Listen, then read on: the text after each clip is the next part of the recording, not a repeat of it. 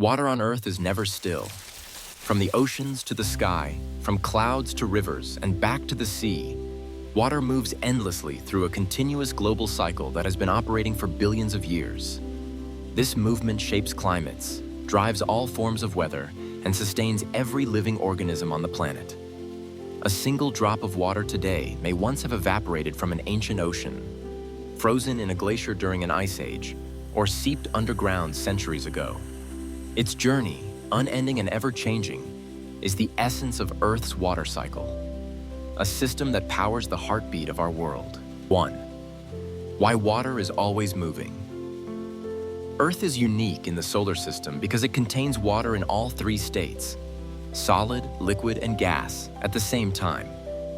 The ability of water to shift between these states is fundamental to the functioning of the water cycle. The energy that drives these transformations comes from the sun. Solar radiation warms Earth's surface, causing water to absorb heat and evaporate.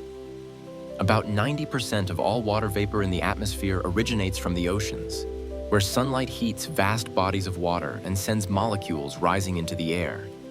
At any given moment, trillions upon trillions of water molecules are leaving Earth's surface and beginning their atmospheric journey. This constant motion and continuous change of state form the basis of weather and climate across the globe. 2. Evaporation and transpiration. Evaporation occurs most intensely over the oceans. As temperatures rise, water molecules gain energy and escape into the atmosphere as vapor. But evaporation is not confined to the sea. Earth's forests and vegetation play a major role as well. Plants absorb water through their roots and release it into the air through their leaves, a process known as transpiration. In the Amazon rainforest, approximately 60% of rainfall originates from water vapor released by trees themselves. A single mature tree can release hundreds of liters of water per day.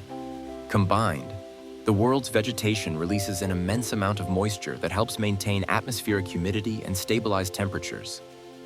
Together, evaporation and transpiration fill the atmosphere with water vapor, the essential first step in cloud formation. 3. Condensation, the birth of clouds.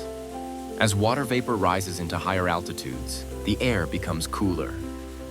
When the temperature drops low enough, the vapor condenses around tiny particles such as dust, pollen, or sea salt, forming microscopic droplets. Billions of these droplets cluster together to form clouds. The size and concentration of droplets determine the appearance of clouds. Small droplets scatter light efficiently, creating bright white clouds. Larger droplets block more light, giving clouds a gray or even dark appearance. Often a sign that rain is near, clouds can contain extraordinary amounts of water. A typical thunderstorm cloud may hold up to 500,000 tons of water. Suspended in the atmosphere, these clouds act as vast moving reservoirs, ready to release precipitation when conditions change. 4. Precipitation, rain, snow, and hail within clouds. Droplets collide and merge, growing larger and heavier. Once their weight exceeds the upward force of air, precipitation begins. Precipitation appears in several forms. Rain, formed when droplets combine and fall as liquid water. Snow, created when water vapor freezes directly into ice crystals in sub-zero temperatures. Hail, produced in powerful storms when droplets are repeatedly lifted and dropped inside strong updrafts, forming layered balls of ice. Drizzle, composed of tiny droplets that fall slowly in highly humid air. Earth receives an average of about 1,000 millimeters of rainfall each year, though distribution varies dramatically. Some deserts receive less than 50 millimeters annually, while the wettest regions can exceed 10,000 millimeters. Precipitation brings water back to the surface, sustaining ecosystems, replenishing freshwater supplies, and supporting nearly all life on the planet. 5. Surface runoff, rivers, streams, and oceans. Once water reaches the ground, it begins a new chapter of its journey.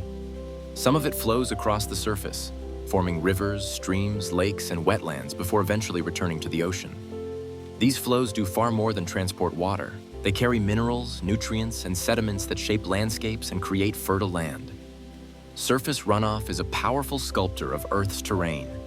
It carves canyons, erodes mountains, and deposit sediments that build expansive river deltas. When rainfall exceeds the capacity of soil and waterways to absorb or carry water, flooding occurs. Though often destructive, floods are also a natural part of the water cycle and essential for replenishing soils and ecosystems. Rivers act as the planet's arteries, distributing water and nutrients across continents and linking the land to the sea. 6. Infiltration and groundwater. Not all water remains on the surface. A significant portion seeps into the soil, moving downward through layers of earth and rock to become groundwater. Around 30% of Earth's freshwater lies beneath the surface.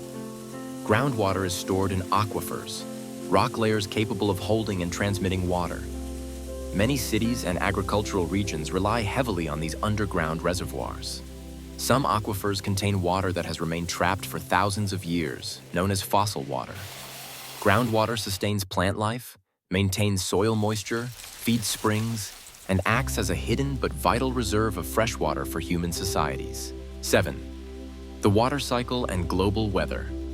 The water cycle is not just a provider of rain or rivers. It is the engine behind all weather. Water vapor is one of the most influential greenhouse gases, helping regulate Earth's temperature. Clouds determine how much solar energy is reflected into space. The release of latent heat during condensation fuels tropical storms and helps power some of the most intense weather systems on Earth. Oceans, covering 71% of the planet, absorb and redistribute enormous amounts of heat, moderating global climate patterns. Currents such as the Gulf Stream transport warm water thousands of kilometers, shaping climates far from the equator. Through all these processes, the water cycle governs the movement of energy and moisture that creates everything from gentle rain showers to massive hurricanes. From ocean to sky, from cloud to surface, and back to the sea again, water follows a journey that never ends. This continual cycle brings rain, forms rivers, sustains plants and animals, regulates climate, and makes life on Earth possible. The water you touch today may once have fallen as rain millions of years ago, flowed inside ancient rivers, frozen within vast ice sheets, or drifted above Earth as part of a distant storm. The water cycle is an eternal story, weaving together past and present, an unbroken rhythm that breathes life into our planet. It is, in every sense, the pulse of the Earth.